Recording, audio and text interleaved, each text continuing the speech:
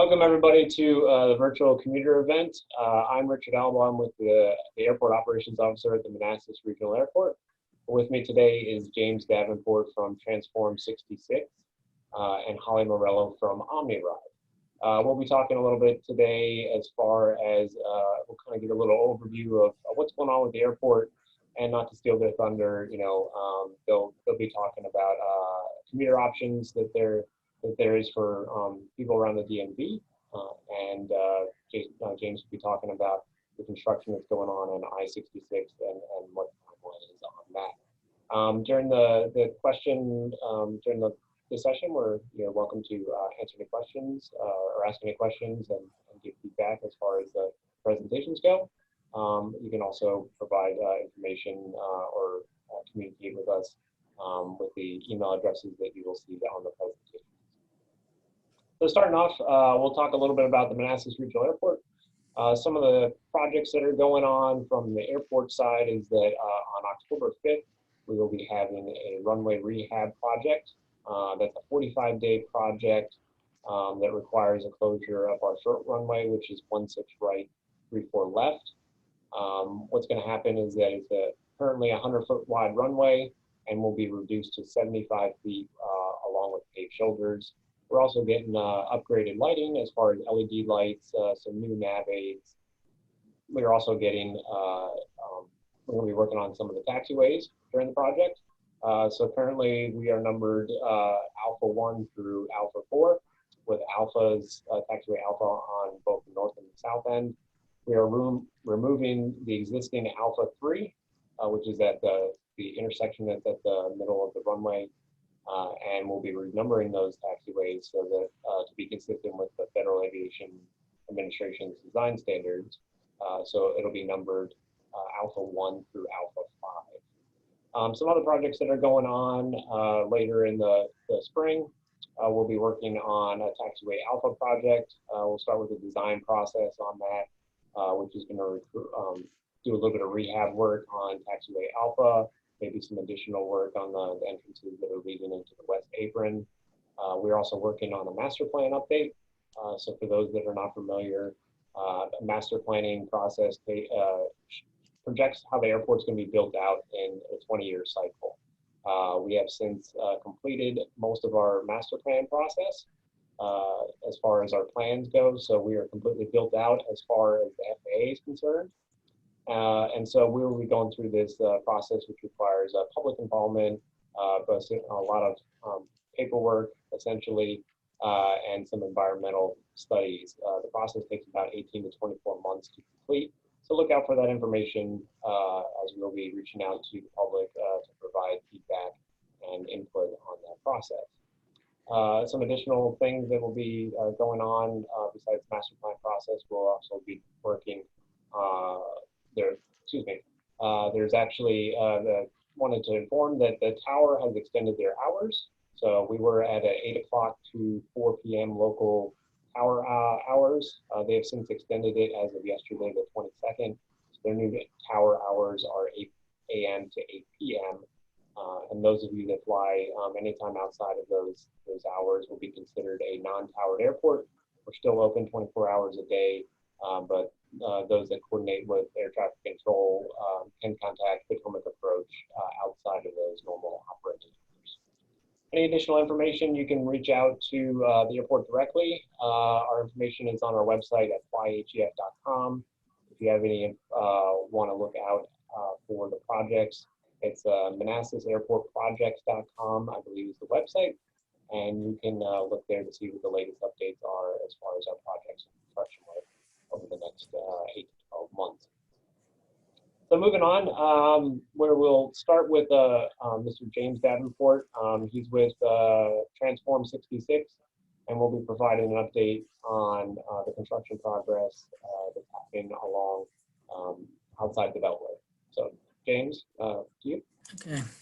Thank you, Richard. A lot going on in Manassas Airport. It's pretty impressive of what's happening. And my name is James Davenport.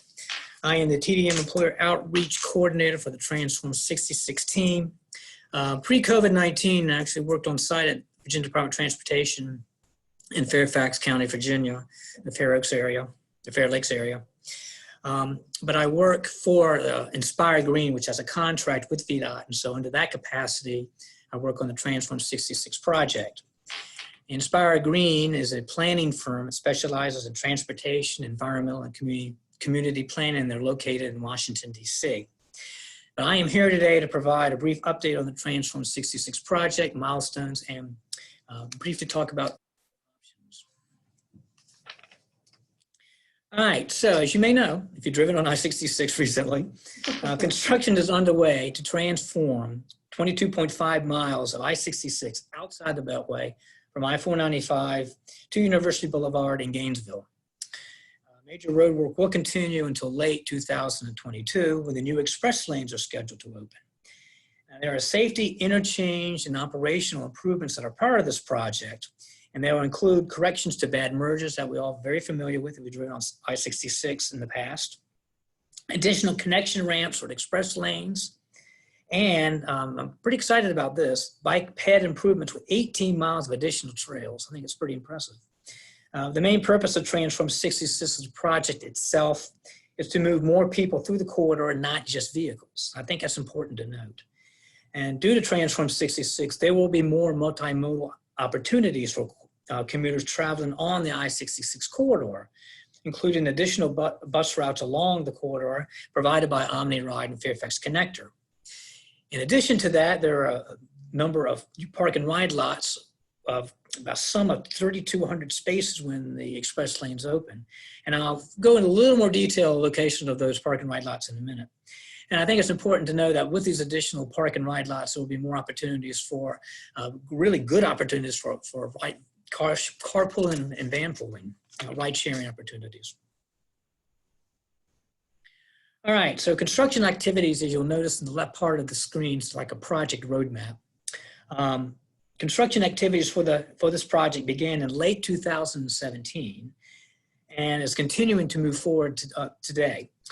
It's advancing and has already achieved a significant milestone of delivering up to 1,000 parking spaces at a new park and ride lot at the western terminus of the project area in Gainesville. You can see that in the middle of the slide, the October 5th, 2019 new park and ride lot opening on University Boulevard in Gainesville.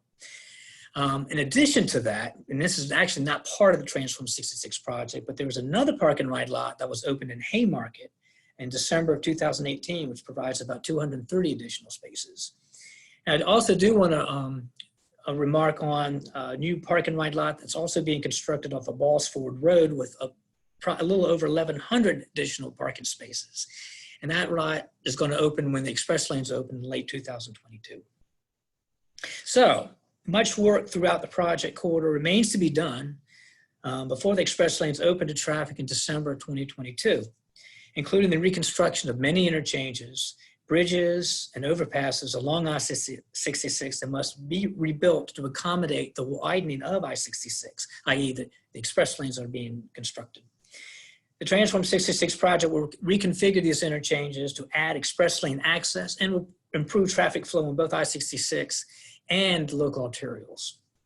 I also want to remark too on the bottom of the screen right here, Transform 66 includes some work on Route 28, and that includes removing some signals between Westfields Boulevard and Route 29.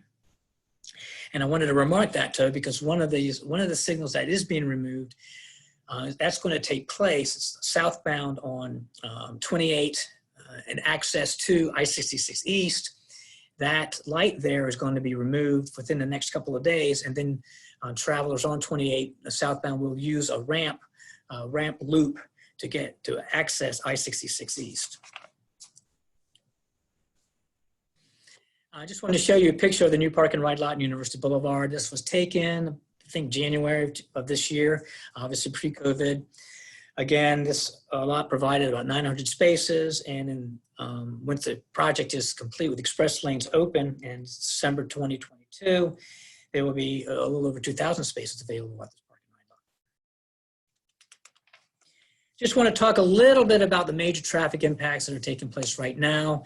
Especially in Prince William County, there's quite a bit of paving going on I-66 east and westbound.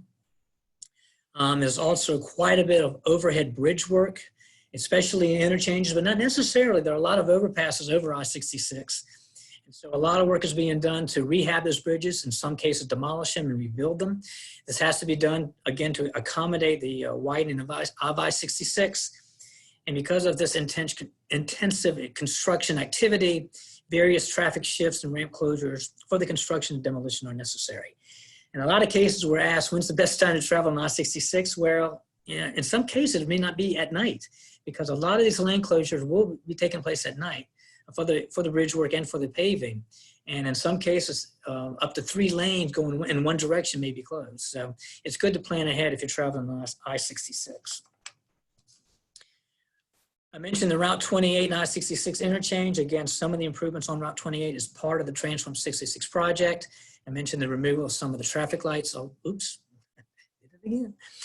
Some of the traffic lights along between Westfields Boulevard and Route 29. I also want to remark, you'll see that overpass connecting Braddock Road and Walney Road here. The support beams for that are actually in place now, and so that ramp, that overpass is to open. We're thinking within about the beginning of next year. Now, as part of the Transform 66 project, communication and outreach strategies are really important. And these are broken down really into 3 areas: paid media promotion, project communication, which I've touched on a little bit, and employer outreach. And for the next couple of slides, that's what I'm going to focus on, because really that's what I do for Transform 66. Now, initially, employer outreach involved reaching out to employers and commercial property managers and owners located at or near the I-66 corridor to promote TDM, what we call transportation demand management. So through email correspondence, one-on-one meetings, and company events such as this, I reached out to employers and employees to encourage them to consider commuter options such as carpooling, vanpooling, telework, bus, rather than driving to work alone. And I was doing this, or the project was asking me to do this, to reduce congestion on I-66 outside the Beltway during construction. And as you can imagine, the TDM elements of the program have been affected by the pandemic, as many things have. So we're following the lead of the governor, the health agencies, and local operating agencies for travel options, such as OmniRide, who's a partner in this effort of outreach. So for updates on their operations, I suggest to check out our Commuter Options webpage, and there's a hyperlink to the web pages for the local operating agencies. But we'd like to hear from you. As employers and employees who participate in this event today, how is your company planning for the return of everyone to the office? Are you phasing it? And what is your timeline for the employees' return? Are you looking at maybe expanding the telework program or putting a telework policy in place? It's important to understand this because as many businesses are in the planning stages for returning employees to their office, it's best to be coordinated with what's happening on I-66 as far as the construction is concerned, because it is intensifying as we're getting close to the end of the project. And opportunities for commuter options still exist along with the operating subsidies, and they include $150 guarantee per month cost to new vanpool riders. And this is guaranteed for 12 months. This does not include the commuter benefits already offered by the current employer. Again, this is available for employees who commute on I-66 and Route 28. As I had mentioned before, some of the improvements on Route 28 is part of the Transform 66 project. All riders are eligible for the guaranteed ride home, and they're eligible for additional subsidies through the Vanpool Alliance. If you have any questions about that, please reach out to Holly or myself during the question and answer session. Each new 3-person carpool formed receives an additional $100 added to the standard $130 that is available through the NWCOG Community Connections Pool Rewards Program. All carpools formed are eligible for the Community Connections Guaranteed Ride Home again. To participate in this, though, you do have to sign up on the Community Connections website. Again, if you have any questions, please reach out to me. It's important to understand, though, that ride-sharing opportunities will continue. We're hoping that ride-sharing opportunities will continue along I-66 once the express lanes open. And think about it. I mean, in the new carpool or vanpool that is formed during the construction, they continued when the express lanes open, you can use those express lanes toll-free. And so that'll save time when you commute into your office. We really are hoping to create more of a culture you see on I-95 with Van pooling is very strong, as well as the bus communities in addition to that. But we're trying to create a culture similar to I-95 and I-66. That's really the whole purpose of it. I think it's important to understand the number of resources to stay informed of what's happening on I-66 as far as construction updates. I recommend using 511 Virginia or signing up for project updates, which provide weekly and sometimes more often than that. Improves or transform66.org website, because through these resources, commuters and residents can receive real-time information on what is happening and can get updates on what will be happening on the roadway, so travelers such as yourselves can plan your trip accordingly. So again, stay informed of what's happening on I-66. Again, if you have any questions, there's my contact information there. And Richard, I send it back to you. Thank you, James. I appreciate that update. Certainly a lot's been going on with the I-66 work, and certainly with the outreach opportunity that you have expressed. It's good that this information's out there and that people are aware of what's going on in their commute during the day. Up next, we have Holly Morello. She's from OmniRide. She's going to be talking a little bit about commuter options, incentives for van pooling, and kind of what the status of OmniRide is. So, Holly, to you. Good morning, everyone. I am Holly Morello, and I'm the TDM program manager at OmniRide. Let me start this morning with a brief overview of OmniRide and the services that we provide. We're a multi-jurisdictional agency representing Prince William, Stafford, Spotsylvania counties, as well as the cities of Manassas and Manassas Park, and Fredericksburg as well. We provide transit and transportation demand management services in Prince William and Manassas Park. And what a lot of people don't know about us is that we operate VRE in partnership with NVTC, or the Northern Virginia Transportation Commission. Believe it or not, 35 years ago, we provided bus feeder service from places in Prince William County to the VRE, and that's how we started. So what you are more than likely to know about OmniRide, and you may not know that 85% of Prince William County residents work outside of the county. Our commuter bus service picks passengers up from commuter lots in the county and transports them to large employment centers in DC, Arlington, and Tysons, to places like the Pentagon and the Mark Center and the State Department and the Navy Yard and Freddie Mac in Tysons, along with many others. And believe it or not, buses leave as early as 4:40 in the morning and generally have their last trip back in the evening, sometime between 7:30 and 8 o'clock.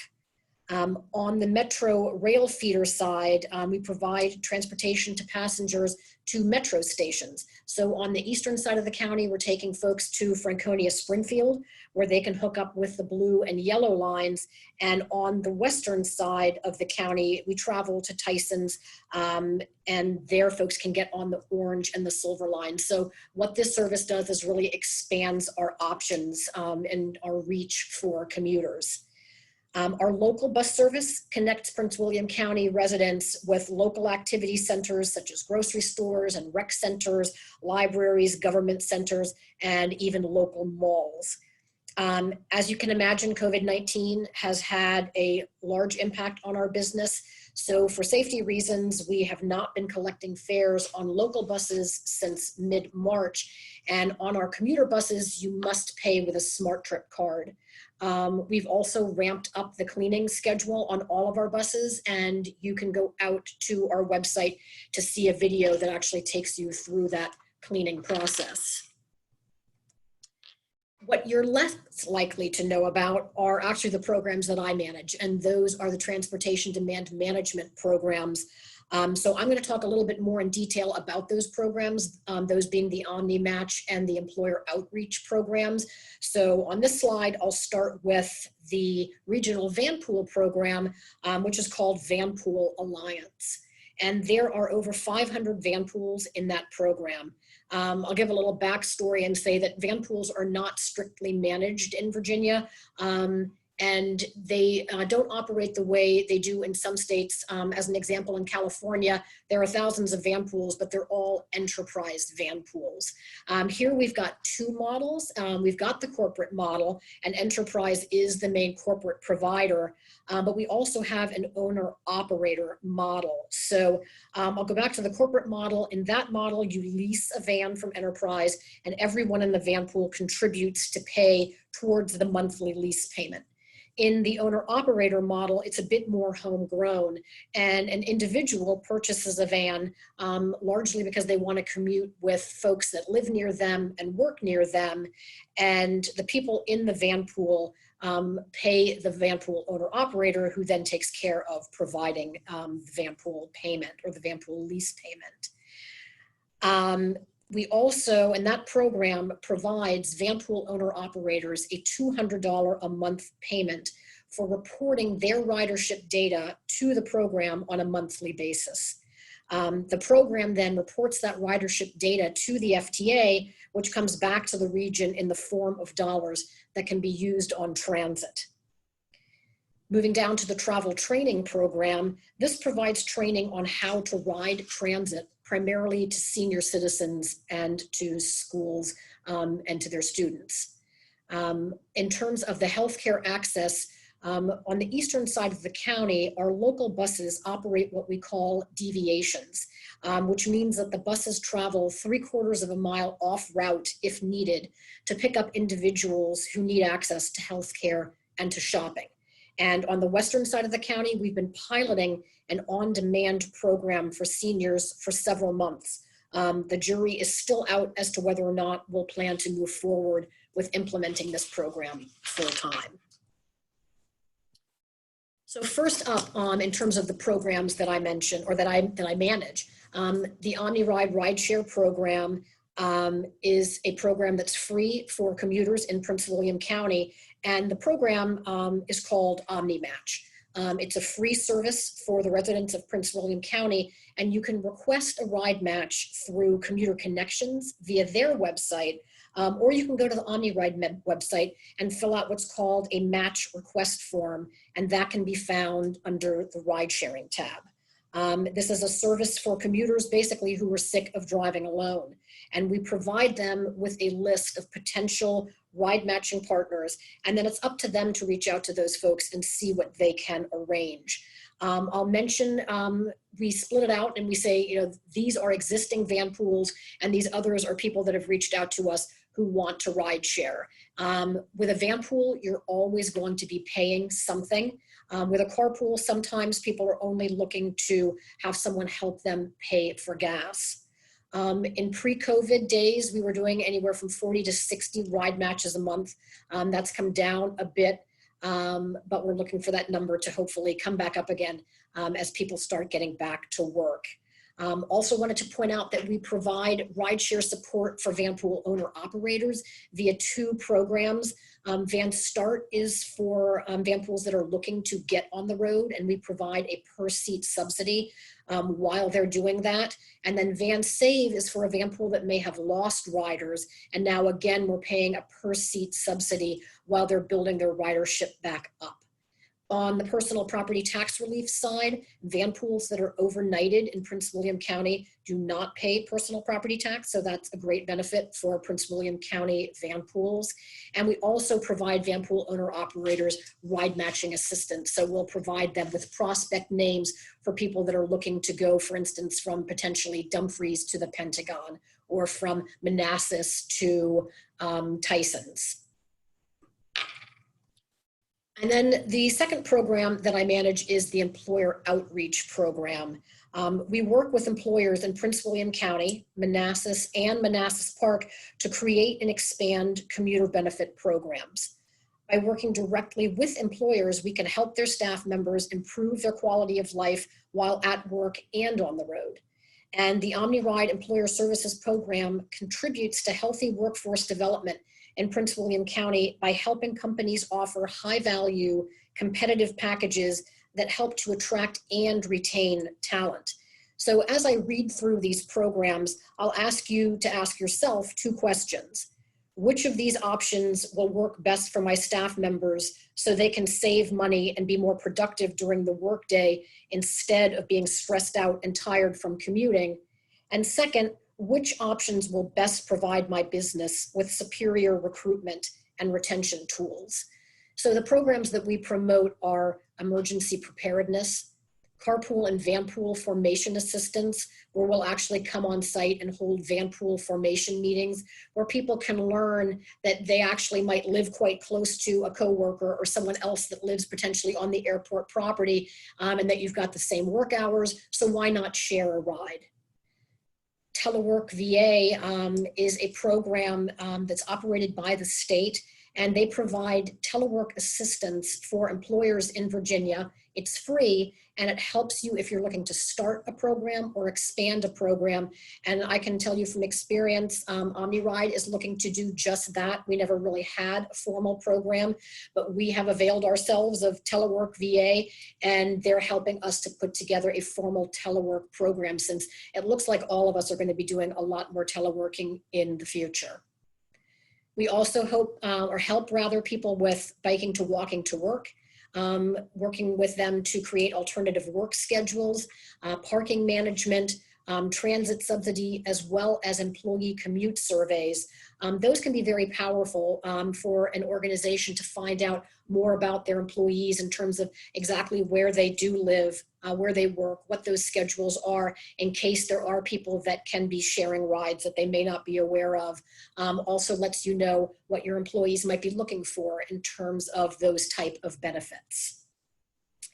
Again, pointing out that OmniRide employer services are free for all businesses in Prince William County, and we promote them through things like one-on-one meetings with HR, lunch and learn sessions with larger groups. Again, I mentioned the vanpool formation meetings, at health and wellness fairs, transit fairs, Earth Day events, and employee benefit fairs. And I'll mention that we have done employee benefit fairs at Micron. We've done Earth Day events at Lockheed Martin every year for 10 years. I've also, with James, done lobby tabletop events at commercial buildings with multiple tenants. We've also hosted some telework webinars with the Chamber, and we'll continue to do that moving forward. And then I wanted to mention our Employer Council. That's something we started out of a desire to learn more from Prince William County employers about their current transit needs and future desires. We met a number of times in 2019 and also in early 2020, but have not met since mid-March. So we're in the process of determining the best way to move forward with that council. And in the meantime, if you're interested in joining, please send me an email. We would love to have you. Also wanted to mention, in case I did not, that the Telework VA program is a free service. And you can learn more about that program at the Telework VA website and also at the OmniRide website under the Employer tab.